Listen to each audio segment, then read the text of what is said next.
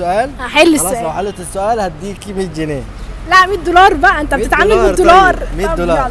لو معاكي 3 دنانير ذهب ومعاكي ميزان اللي هو كفتين، واحد من ال3 دنانير مغشوش، ولازم تستخدمي الميزان مرة واحدة عشان تطلعي المغشوش. تطلعيه ازاي؟ هو انا ما فهمتش ايه مغشوش ده اصلا. مغشوش يعني مغشوش، اوكي. فيك مش اوريجينال. لا سؤال تاني معلش. 3 دنانير، واحد فيهم فيك، ومعاكي ميزان اللي هو الكفتين، فلازم تطلعي المعيوب من ال3 من استخدام الميزان مرة واحدة بس. هتعملي ازاي؟ ايه شفتي؟ إيه؟ ايش هناخد ال$100؟ كم صباع؟